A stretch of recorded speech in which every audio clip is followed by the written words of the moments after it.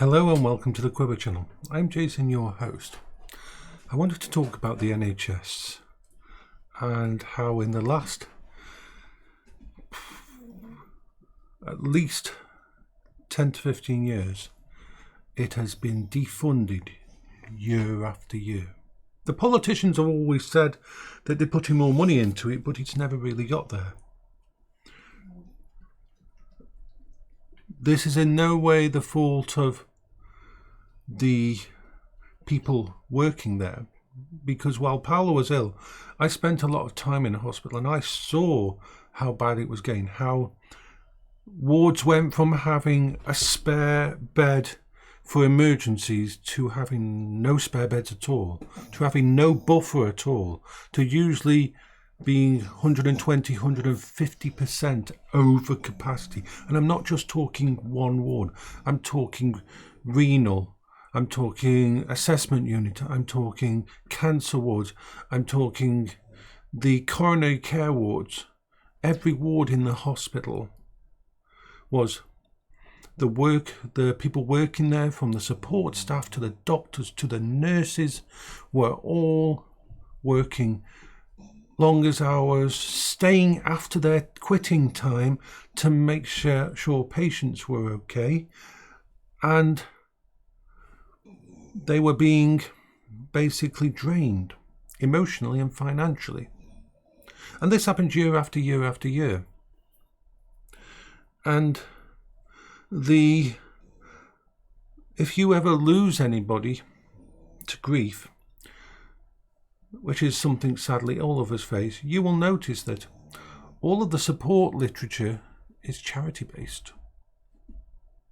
That when you go in to pick up the death certificate, the folder will be full to the brim with different charities to help you cope. No NHS department, no mental health people. And then if you are lucky, like me at that time, to get multiple appointments with senior psychologists and with mental health teams at the local mental health thing, you realise that these people are running ragged, that they are so defunded, that their departments have no money, that they can see you once every couple of months, that they are in triage mode all the time, choosing who is the most important patient and that. And so when the government starts attacking disabled people, and let's face it, they say, oh, there's a lot more people who've signed off onto the PIP with illness and that over these last few years. They're just doing nothing. It's just a con. They're not supposed to be there. Remember, the last few years we've had in this country have been really, really bad. We've had a certain virus. We had lockdown.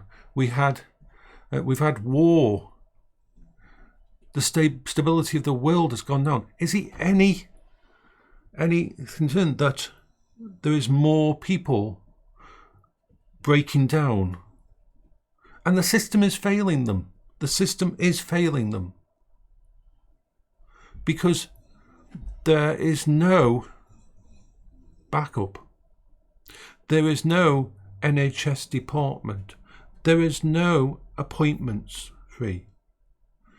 The entire system is defunded to the point, and then you've got all the charities who are seeing such a massive influx of people needing help with cost of living. People who have always been able to pay their bills and have suddenly found themselves in a situation where they can no longer pay their rent or their mortgage and everything. And these are people that work, and the stress and the anxiety and the panic. Oh, where have all these people come from? The government knows damn well where they've come from. But instead of putting millions and millions back into the system, putting millions and millions into the charities and putting millions and millions into reviving departments on the ground floor, both for mental health and physical health in the NHS. Instead, they're blaming the people. They're saying, oh, they're just trying to have an easy life. They should be out working. They don't need help. Well, the thing is, there is no help out there for them. I am damn lucky. I am extremely lucky that I, due to my unique coping strategies and... Sorry, that was me having to answer the door. But yeah. Completely forgot what I was doing. My way of coping with it all means I don't need daily help. I do my therapy with this. I've got lots of coping strategies I've put together over months and years to keep me safe. I have a number I can call if I have a crisis.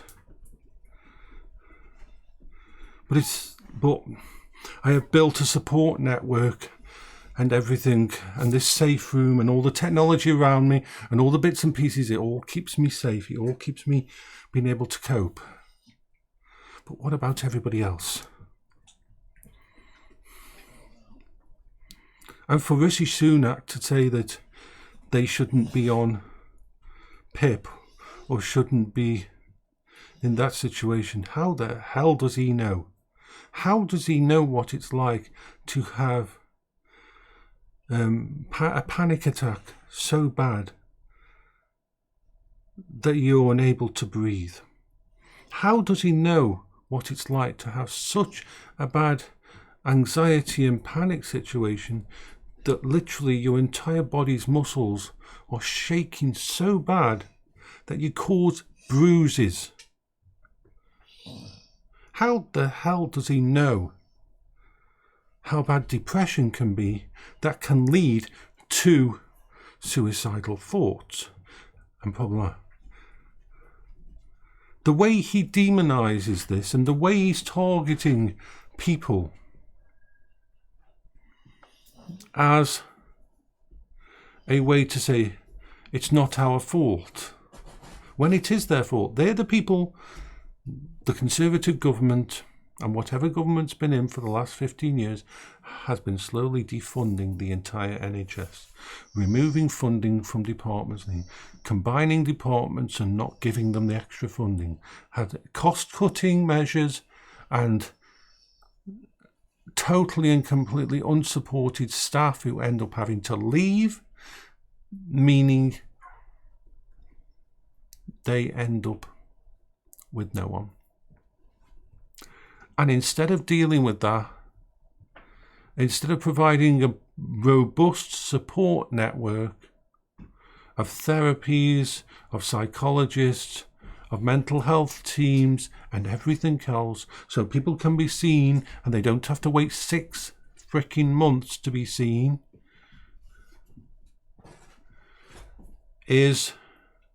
that's the problem. But the quick fix is to blame the disabled people, blame the people that are on thingy, say, oh, this much is being used by thingy, we can't keep doing this, it'll cost more tax and we'll have to tax all you hard-working people to get it through.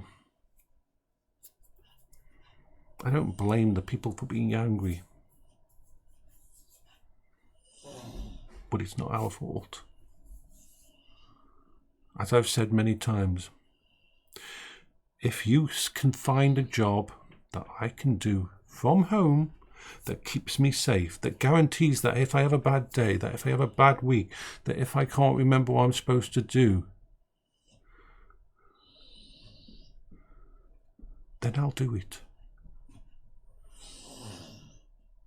If you can find a job that allows for the fact that I will never be able to remember what day it is, allows for the fact that I will always get stressed out and panic, anxiety if I have to do something or I won't get any money and my bills can't be paid, that won't keep me up at night, because my brain will be wondering, what happened if the power goes out? If the power goes out now, then in the morning I won't be able to do my job, and they might fire me, and then I'll lose my money, and then I'll lose the house, and then the bailiffs will come and take all my safe stuff that keeps me safe away. You find me a job that I can do that doesn't completely destroy my safe space, that doesn't completely destroy my ability to cope. Coping mechanisms that I have to redo every day, that I have to add to and try to work out new ones, both in technology, in games and all that, just to keep my brain able to function, then I will happily, I'll happily take that job.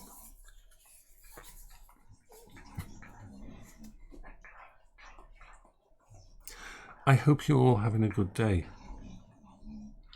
I'm really hoping that this government does not get into Parliament again.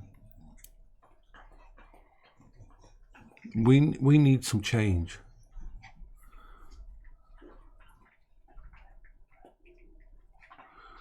Instead of blaming the fact that we've got more mentally ill and stressed out and panic and depressed people in the country, try to look at the reasons, and then try to look at how no one's been there to actually help.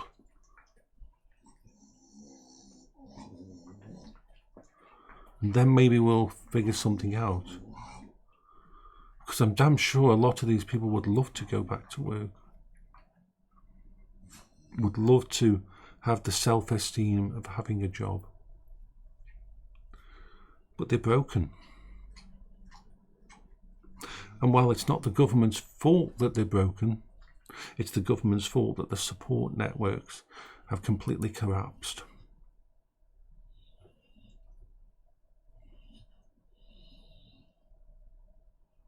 This is Jason for the Quebec channel. I hope you're all having a good day.